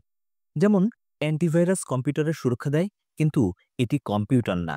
মন সবসময় আপনার সুরক্ষা ও নিরাপত্তা খোঁজে। অতিরিক্ত সুরক্ষা দিতে গিয়েই বিপত্তি ঘটায়। যেমন শরীরের অনেক বড় বড় রোগ, যেমন ক্যান্সার, অ্যালার্জি ইত্যাদির জন্য আমাদের সুরক্ষা কোষ দায়ী। মন সবসময় সমস্যা নিয়ে ভাবতে পছন্দ করে। সমস্যা না পেরে সে চিন্তা করে নতুন সমস্যা তৈরি করে। আমরা যত সমস্যা চিন্তা করি, বেশিরভাগই আমাদের ঘটে না। অথচ মন চিন্তার পর চিন্তা করে আমাদের বিষণ্ণতার রোগী বানিয়ে ফেলে। পৃথিবীতে সবচেয়ে বেশি মানুষ এখন দুশ্চিন্তার কারণে মারা যায়। সুতরাং মনকে সঠিক প্রশিক্ষণ দেওয়া জরুরি। না হয় সে আপনার মৃত্যুর কারণ হয়ে যেতে পারে। মনকে আপনি চালান, না হয় মন আপনাকে এমনভাবে চালাবে জীবনের দিশা খুঁজে পাবেন না। মনকে সঠিকভাবে চালাতে আপনার চিন্তাগুলোর দিকে নজর দিন। চিন্তাই বস্তুতে পরিণত হয়, কারণ প্রতিটি চিন্তার আছে আকর্ষণ ক্ষমতা। মানুষ হচ্ছে পুরো মহাবিশ্বের সবচেয়ে শক্তিশালী চৌম্বক। মানুষের আকর্ষণ ক্ষমতা ব্ল্যাক হোলের চেয়েও বেশি। A man is but the product of his thoughts, what he thinks he becomes. Mahatma Gandhi. আজকে যা কিছু পাচ্ছেন খারাপ বা ভালো, সবকিছু আপনার অতীতের ধারাবাহিক চিন্তার ফল। চিন্তা হচ্ছে বীজ। ভালো বীজে ভালো ফসল, এটা আমরা বুঝি। কিন্তু ভালো চিন্তায় সুন্দর ভবিষ্যৎ, এটা বুঝতে চাই না। চিন্তার ৩ টি বিধান। ১. চিন্তাকে বাছাই করা যায়। ২. পুরনো চিন্তা মুছে ফেলা যায়। ৩. নতুন চিন্তা প্রতিস্থাপন করা যায়। ২১ শতকে প্রকৃত শিক্ষিত তারাই, যারা চিন্তা বাছাই করে মনের ভুল চিন্তাকে মুছে দিয়ে নতুন চিন্তা প্রতিস্থাপন করে। অ্যালভিন টফলার এর ভাষায়, the illiterate of the 21st century will not be those who cannot read and write, but those who cannot learn, unlearn or relearn. তাই গ্র্যাজুয়েশনের পর পড়াশোনা শেষ করলাম না বলে বলতে হবে সচেতনভাবে পড়াশোনা শুরু করলাম। ১৩০০ শতকের বিখ্যাত কবি ও সুফি মাওলানা রুমির গুরুত্বপূর্ণ ও তাৎপর্যপূর্ণ একটি কথা দিয়ে এই অধ্যায় শেষ করব। গত ৭০০ বছরে যার জনপ্রিয়তা এতটুকু কমেনি। রুমিকে যুক্তরাষ্ট্রের সবচেয়ে জনপ্রিয় কবি এবং বেস্ট সেলিং পয়েন্ট বলা হয়। তার কবিতা সারা বিশ্বে ব্যাপকভাবে প্রচলিত, বিভিন্ন ভাষায় অনুদিত ও সমাদৃত হয়েছে। When I run after I think, I want my days are a currents of distress and anxiety. If I sit in my own place of patience, what I need follows to me, and without any pain. From those I understand, what I want also want me is looking for me. There is great secret in this for anyone who can grasp it. Rumi. অধ্যায় ৯, মনের খাবার।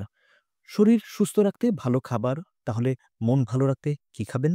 মনের কি আলাদা খাবার আছে নাকি? আছে। আমাকে অনেকেই প্রশ্ন করেন যে, স্যার, যখন কোনো ইতিবাচক কথা শুনি, প্রশিক্ষণ নেই অথবা বই পড়ি, তখন অনেক অনুপ্রেরণা পাই। সবকিছু করার উৎসাহ জাগে, কিন্তু কয়েকদিন পর সেটা হারিয়ে যায়। তখন আর স্পৃহা থাকে না। অনুপ্রেরণা ধরে রাখার উপায় কি? এসব ক্ষেত্রে তাদের আমি উল্টো প্রশ্ন করি, আপনি প্রতিদিন কতবার ব্রাশ করেন? বেশিরভাগই উত্তর দেয় ২ বার। আমি বলি, যদি সপ্তাহে ১ বার ব্রাশ করেন কি অবস্থা হবে? মনের ব্যাপারটাও এমন। উৎসাহ ধরে রাখতে প্রতিদিন মনকে ভালো কিছু দিতে হবে। উৎসাহমূলক কথা শোনাতে হবে। দুঃখজনক হলেও সত্যি, মস্তিষ্ক আমাদের শরীরের সবচেয়ে গুরুত্বপূর্ণ অঙ্গ। কিন্তু আমরা এর যত্ন করতে সবচেয়ে বেশি কার্পণ্য করি। মাথার চুলের জন্য হাজার টাকার শ্যাম্পু ব্যবহার করি, বিভিন্ন স্টাইলের চুল কাটি, কিন্তু ব্রেন তথা মাইন্ড ডেভেলপ করার জন্য কোনো সেশনে অংশগ্রহণ করাকে টাকার অপচয় মনে করি। অথচ ব্রেনকে বাদ দিলে আমরা জিরো। সবচেয়ে নরম মাটি হচ্ছে আমাদের মন। এখানে যে বীজ বপন করা হয়, তাই ফুলে ফুলে শোভিত হয়। তাই মনের মধ্যে ভালো চিন্তার বীজ বপন করুন। মনকে সুস্থ রাখতে না পারলে আপনার সবকিছুই ব্যর্থতায় পরিণত হবে। মনের জন্য কিছু ভালো খাবার, যেমন ভালো বই পড়া, জীবন সহজকারক প্রশিক্ষণ, অর্থসহ কোরআন অধ্যয়ন, ক্যারিয়ার আড্ডায় অংশগ্রহণ করা ইত্যাদি। মনকে আপনি ভালো খাবার তথা ভালো তথ্য না দিলে আরেকজনের সমালোচনা, নেতিবাচক তথ্য ও হতাশাকে নিজের খাবার মনে করে গ্রহণ করা শুরু করবেন। আমাদের মনের উপর দিয়ে প্রতিদিন বয়ে যায় অসংখ্য চাপ। বাসা থেকে বের হলে যানজটের চাপ, ছাত্রজীবনে পরীক্ষার চাপ, অফিসে কাজের চাপ, রিলেশন ব্রেকআপের চাপ, চারদিকে শুধু চাপ আর চাপ। এই চাপ সামলাতে গিয়ে অনেক সময় আমরা নিজেরাই বেসামাল হয়ে যাই। চাপ সামলানোর দারুণ একটা পদ্ধতির নাম হচ্ছে স্ট্রেস বাকেট বা চাপ বালতি পদ্ধতি। ১০ লিটার আয়তনের পাত্রে আর ১৫ লিটার পানি ধরে না। ঠিক তেমনি আমাদের প্রত্যেকের মনে চাপ নেওয়ার একটা ক্ষমতা আছে। চাপ অতিরিক্ত হলেই আমরা দিশেহারা হয়ে যাই, ভেঙে পড়ি, হতাশ হয়ে যাই। সদা একটি কাগজে বড় একটি বালতির ছবি আঁকুন। আপনার বর্তমান জীবনের সব চাপ ওই বালতিতে লিখুন। ওইখান থেকে ছোট, ছোট চাপগুলো চিহ্নিত করে এখনই সমাধান করে ফেলুন। যেমন কোন বন্ধুর সাথে রাগ করে ৩ দিন ধরে কথা বলছেন না, এটা আপনার মনের মধ্যে চাপ। ফোন দিয়ে এখনই কথা বলুন, রাগ কমে যাবে এবং চাপ শেষ। ভার্সিটির অ্যাসাইনমেন্ট করা বাকি, এটা একটা চাপ। এখনই কাগজ কলম নিয়ে টেবিলে বসে যান, দেখবেন চাপ শেষ। এভাবে অসংখ্য ছোট, ছোট চাপ আমরা দ্রুত সমাধান করে চাপমুক্ত থাকতে পারি। মনে রাখবেন, ধারণ ক্ষমতার অতিরিক্ত চাপ জমা হয়ে গেলে কিন্তু মানুষ আত্মহত্যা করে, থেমে যায় ও স্বপ্ন দেখা বন্ধ করে দেয়। চাপ বালতির মূল কথা হচ্ছে বালতিতে কিছু ছিদ্র রাখুন, যাতে কখনোই বালতি পূর্ণ না হয়ে যায়। যেসব কাজ ছিদ্র হিসেবে কাজ করে তার মধ্যে অন্যতম হলো আনন্দ ঘণ্টা, অর্থাৎ প্রতিদিন ১ ঘণ্টা নির্মল বিনোদনে ব্যয় করা। শিশুদের সাথে খেলা করা, বাগান করা, টিভি দেখা অবশ্যই বিনোদনমূলক কাজ। তবে সিরিয়াল বা এমন কিছু দেখা যাবে না যা মনের মধ্যে বিরূপ প্রভাব বিস্তার করে। চাইলে মিস্টার বিন দেখতে পারেন, ঘুড়ি উড়াতে পারেন, শারীরিক শক্তি প্রয়োজন হয় এমন কোনো খেলাধুলা করা যায়। শরীরের যত্নে কত কিছুই তো করি, মনের সুস্থতার জন্য এটুকু কাজ তো আমরা সবাই করতেই পারি। যত্ন না পেয়ে আমাদের মনের অবস্থা যেন ছাত্র শিক্ষকের কথোপকথনের মতো না হয়ে যায়। শিক্ষক, তোমাদের বিড়ালটাকে কি খাবার দাও যে বাঘের মতো দেখাচ্ছে? ছাত্র, স্যার, আসলে ওটা বাঘ, না খেতে পেয়ে বিড়ালের মতো হয়ে গেছে। আমাদের প্রত্যেকের মনের ভেতর সফলতা ছিনিয়ে আনার একটা বাঘ ঘুমিয়ে আছে, তাকে জাগিয়ে তুলে স্বপ্নগুলো একটা একটা করে স্বীকার করতে হবে। অধ্যায় ৯, শক্তি ঘণ্টা, আওয়ার অফ পাওয়ার। প্রতিদিন সকালে ১ ঘণ্টা শক্তি সঞ্চয় করে দিনের সমস্ত কাজের জন্য ঝাঁপিয়ে পড়ুন। এই ১ ঘণ্টাকে ৪ ভাগে বিভক্ত করে ৪টি কাজ করুন। ১৫ মিনিট শারীরিক অনুশীলন, ১৫ মিনিট বই পড়া বা ধর্মীয় ও আত্ম উন্নয়নমূলক, ১৫ মিনিট লেখালেখি, to do list, gratitude journal, ১৫ minute অনুপ্রেরণামূলক ভিডিও দেখা। এই ৪টি কাজ আপনার দেহ, মন, আত্মা সবকিছুকে পুরো দিন সতেজ রাখবে। নিজের ভেতর থেকে যেকোনো কাজ করার অনুপ্রেরণা পাবেন। মাত্র ২ মাস চর্চা করলে আপনি বদলে যেতে বাধ্য হবেন। এভাবে বিভিন্ন ছোট, ছোট উদ্যোগ আপনাকে অন্য সবার থেকে আলাদা করে তুলবে। প্রচলিত একটা প্রবাদ আছে, practice makes a man perfect. কিন্তু আমি একটু দ্বিমত পোষণ করছি। কারণ ভুল জিনিস চর্চা করে আপনি কখনোই পারফেক্ট হতে পারবেন না। Only the right practice makes you perfect. তাই প্রতিদিন ১ ঘন্টা সঠিক জিনিস চর্চা করুন। আপনার সুবিধামতো উপরের কাজগুলোতে আরো বেশি বিনিয়োগ করতে পারেন। আমি সর্বনিম্নটা দেখিয়েছি, যাতে সহজে চর্চা করা যায়।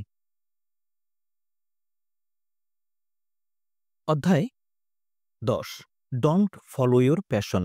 আমাদের দেশের অধিকাংশ প্রশিক্ষণ কর্মশালায় যে কথাটি প্রায়শই শোনা যায় তা হলো ফলো ইউর প্যাশন। প্যাশনকে প্রফেশন হিসাবে নিতে উৎসাহিত করা হয়। আমি এই বিষয়টায় একটু ভিন্ন মত পোষণ করি। প্যাশনকে নয়, প্রফেশনকে নিজের প্যাশন বানাতে হবে। আমাদের মতো উন্নয়নশীল দেশে কতজনের সুযোগ আছে নিজের ভালো লাগার কাজকে ক্যারিয়ার হিসাবে নেওয়ার? এই ভুল পরামর্শ আমাদের অনেকের জন্য বিরাট হতাশার কারণ হয়ে দাঁড়ায়। আমি তো আমার ভালো লাগার কাজ পাইনি, তার মানে আমার ক্যারিয়ার শেষ। কানাডায় ইউনিভার্সিটির ছাত্রছাত্রীদের মধ্যে একটা সার্ভে করে দেখা যায় ৮৪% ছাত্রছাত্রী নিজেদের প্যাশনকে চিহ্নিত করতে পারে। এর মধ্যে ৯৬% এর প্যাশন পাওয়া যায় শিল্প, সাহিত্য ও খেলাধুলা সম্পর্কিত, যেমন নাচ, গান গাওয়া, বই পড়া ও সাঁতার কাটা ইত্যাদি। আবার দেখা গেছে ছোটবেলার একজনের যে প্যাশন থাকে বড় হওয়ার পর তা পরিবর্তিত হয়ে যায়। জর্জটাউন ইউনিভার্সিটির professor Cal Newport don't follow your passion নামে একটি বইও লিখেছেন, যেখানে প্যাশনের বিশদ ব্যাখ্যা বিশ্লেষণ তুলে ধরেছেন। ছোটবেলায় প্যাশন ছিল ক্রিকেটার হবার, কিন্তু হয়ে গেছেন এফএমসিজির সেলস ম্যানেজার। কোনো ব্যাপার না, এই কাজটি মন উজাড় করে ক্রিকেট খেলার আনন্দ নিয়ে করুন। দেখবেন ক্যারিয়ারে অনেক দূর এগিয়ে যাবেন। আসলে সফলতা এমন একটা আপেক্ষিক বিষয়, যেটা এক একজনের কাছে এক একভাবে ধরা দেয়। যে যেভাবে সফল হয়েছে সে সেইভাবেই ব্যাখ্যা দেয়। স্থান, কাল ও পাত্রভেদে প্রতিটা বিষয় বদলে যায়। আপনার সফলতার যাত্রা যেন কোনো ভুল নির্দেশনায় থেমে না যায়। স্যার, তুমি স্কুলে আসতে দেরি করলে কেন? ছাত্র, স্যার, আসার সময় দেখলাম স্কুলের সাইনবোর্ড, সেখানে লেখা সামনে স্কুল, ধীরে চলুন।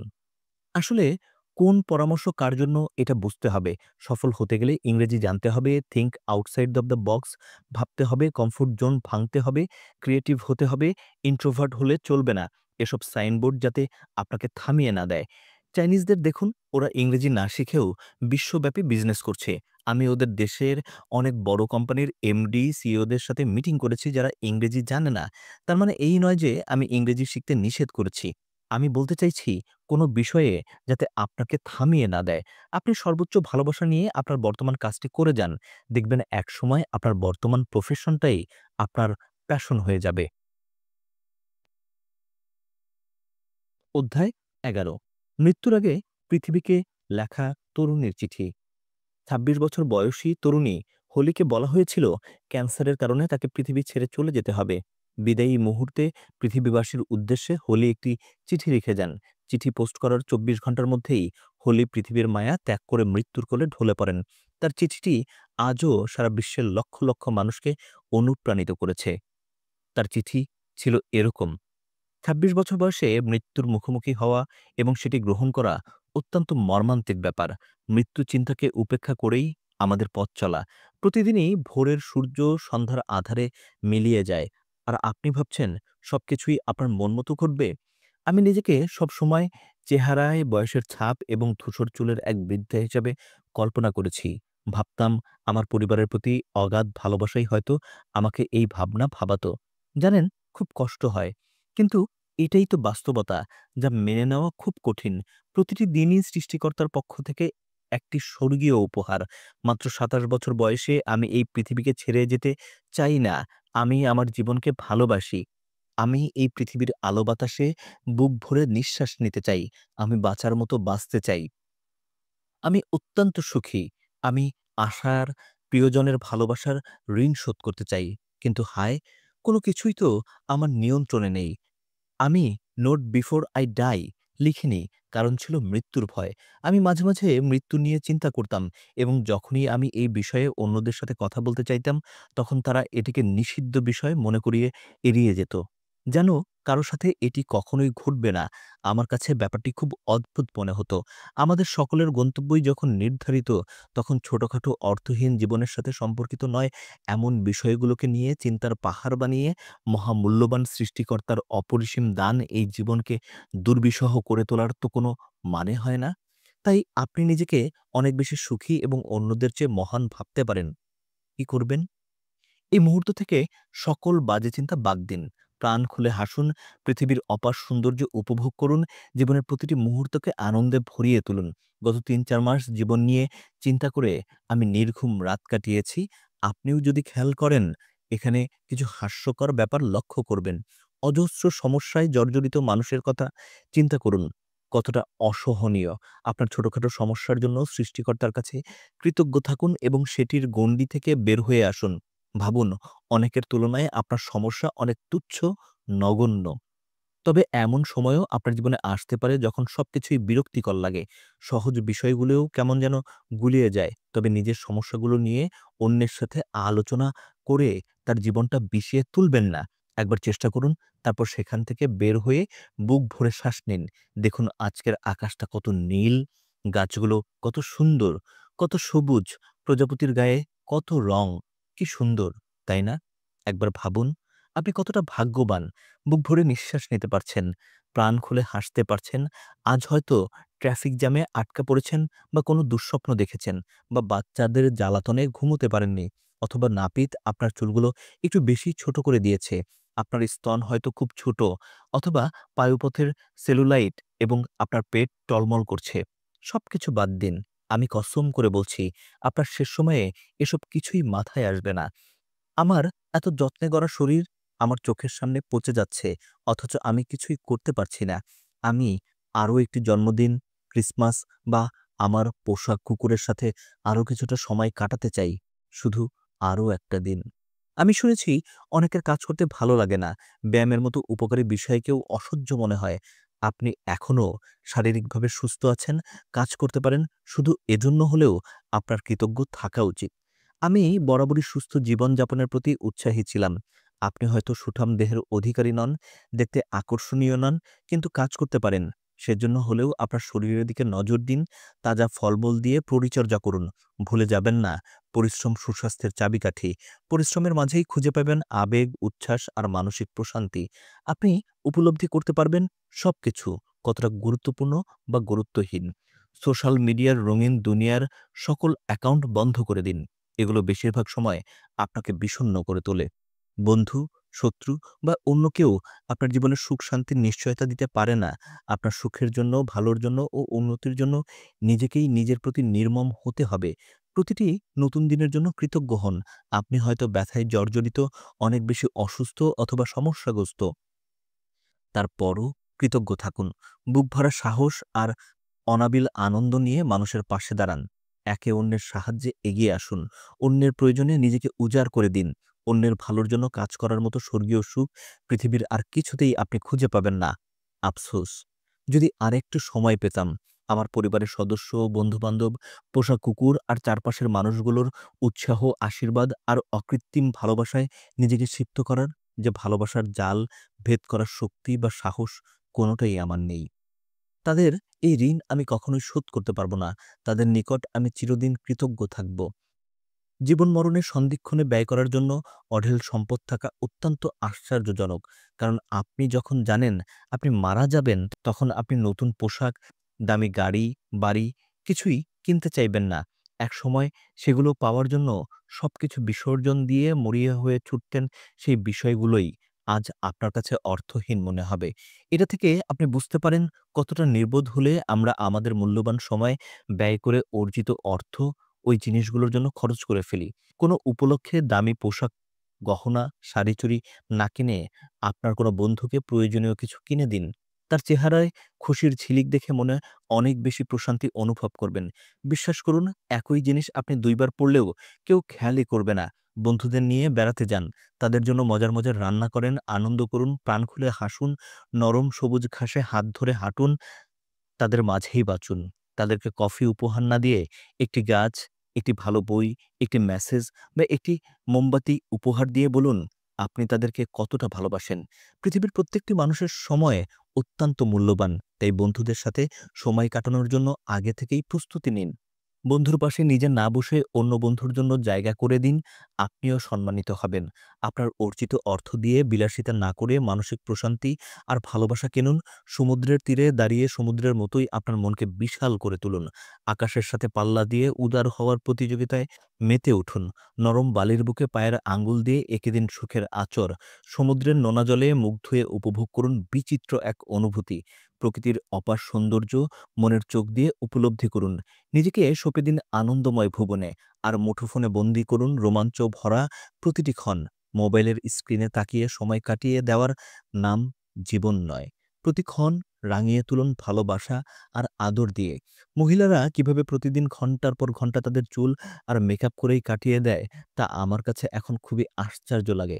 মাঝে মাঝেই উঠে দাঁড়ান, বেলকনিতে পায়চারি করুন, পাখির কলরব শুনুন, সকালের সূর্যের সাথে আপনিও মুচকি হাসুন। পছন্দের গান শুনুন, মনের কান দিয়ে শুনুন। সঙ্গীত থেরাপি পুরনো হলেও ভালো কাজ করে। আপনার পোষা কুকুরগুলোকে জড়িয়ে ধরুন।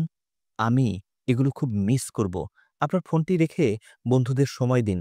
তাদের খোঁজ খবর নিন। শুধু কাজ করার জন্য না বেঁচে জীবনকে উপভোগ করার জন্য কাজ করুন। মন প্রাণ উজাড় দিয়ে আপনার পছন্দের কাজ করুন। অপছন্দনীয় কাজ করা বন্ধ করুন। মানুষ কি বলবে, এটা আপনার ভাবার দরকার নেই। জীবনের প্রকৃত স্বাদ উপভোগ করার জন্য এটা খুবই জরুরি। সুযোগ পেলেই প্রিয় মানুষগুলোর কাছে আপনার ভালোবাসার কথা প্রকাশ করুন। সবকিছু দিয়ে হলেও তাদেরকে ভালোবাসার মতো ভালোবাসুন। কখনো যদি বিরক্তি ভর করে, তখন নিজেকে মনে করিয়ে দিবেন ভালোবাসা, বন্ধু, কাজ যেকোনো কিছু পরিবর্তনের ক্ষমতা তো আপনার কাছে আছেই। আপনি আর কতক্ষণ বাঁচবেন তা তো আপনি নিজেই জানেন না। তাহলে অহেতুক কাজে আপনার মূল্যবান সময় নষ্ট করার কি কোনো মানে আছে? আসলেই তার কোনো মানে নেই। তাই সময়কে কাজে লাগিয়ে প্রতিটি মুহূর্ত উপভোগ করুন। এর চেয়ে বড় সত্য আর নেই। যাই হোক, এটি একটি অল্পবয়স্ক মেয়ের উপদেশ। মানুন কিংবা নাই মানুন, আমি কিছুই মনে করব না। ওহ! সবশেষে একটা বিষয়, নিজের এবং মানবতার ভালোর জন্য আপনি রক্তদানের মতো মহৎ কাজটি করতে পারেন। আমার মনে হয় প্রতিটি দান ৩ টি মানুষের জীবন বাঁচাতে পারে। কারণ রক্তদানের কারণেই আমি আমার পরিবার, বন্ধু-বান্ধব ও পোষা কুকুরের সাথে ১ বছর বেশি সময় কাটাতে পেরেছি। এই সময়গুলো আমার জীবনের সর্বশ্রেষ্ঠ সময়, যতদিন তাদের সাথে আমার আবার দেখা না হয়। হোলি। অধ্যায় ১২ বাছাইকৃত বিশ্বসেরা বইয়ের তালিকা। অনেক বাছাই করে ১০০টি বইয়ের তালিকা দেওয়া হয়েছে। অনেক গুরুত্বপূর্ণ বইও বাদ দিতে হয়েছে। তালিকাটি ১,০০০ বইয়ের করলে প্রায় সব বই স্থান দেওয়া যেত। ১. Think and grow rich. এই বইটি audio books by book bank চ্যানেলে পেয়ে যাবেন। ২. Rich dad poor dad. ৩. The 7 habits of highly effective people. এই বইটাও আমাদের চ্যানেলে পেয়ে যাবেন। ৪. Secrets of the millionaire mind. ৫. The art of thinking clearly. ৬. You can win. ৭. The magic of thinking big. ৮. The compound effect. ৯. The code of extraordinary mind. ১০. Game changer. ১১. Can't hurt me. ১২. How to read a book. ১৩. Art of happiness. ১৪. Creative school. ১৫. Food. ১৬. Don't follow your passion. ১৭. As a man think. এই বইটিও আপনারা আমাদের চ্যানেলে পেয়ে যাবেন। ১৮. The $100 start up. ১৯. Man search for meaning. আপনারা এই বইটিও আমাদের চ্যানেলে পেয়ে যাবেন। ২০. Originals. ২১. The outliers. ২২. 6 thinking hats. ২৩. Happiness advantage. ২৪. Unlimited power. ২৫. The one thing. ২৬. The dark science of logical fallacies. ২৭. The alchemist. এই বইটাও আমাদের চ্যানেলে পেয়ে যাবেন। ২৮. The subtle art of not giving a fuck. ২৯. The success principles. ৩০. Choose yourself. ৩১. Building a story brand. শ্রোতাদের উদ্দেশ্যে বলছি, এই বইটিও আমাদের চ্যানেলে পেয়ে যাবেন। ৩২. Good to great. ৩৩. Awakening the giant within. ৩৪. The power of habit. শ্রোতাদের উদ্দেশ্যে বলছি, দ্য পাওয়ার অফ হ্যাবিট বইটি আমাদের চ্যানেলে পেয়ে যাবেন। ৩৫. Who moved my cheese. এই বইটিও আমাদের চ্যানেলে পেয়ে যাবেন। ৩৬. 1 মিনিট ম্যানেজার। এই বইটিও আপনি আমাদের চ্যানেলে পেয়ে যাবেন।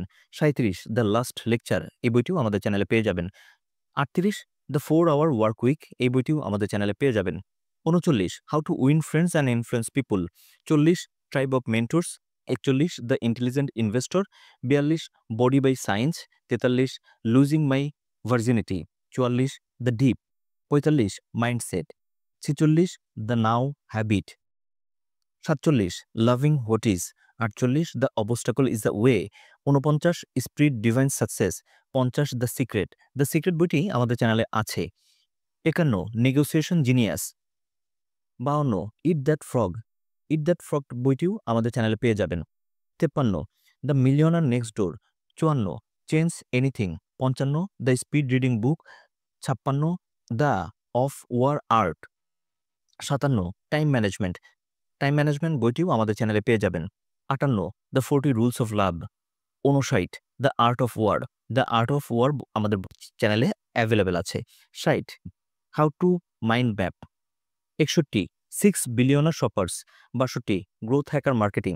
শ্রোতাদের উদ্দেশ্যে বলছি, এই বইটির বাংলা যে ভার্সনটা, যেটা আমাদের মনির স্যার লিখেছেন, এই বইটি আমাদের চ্যানেলে আছে। ৬৩. Brain rules. ৬৪. Start with why.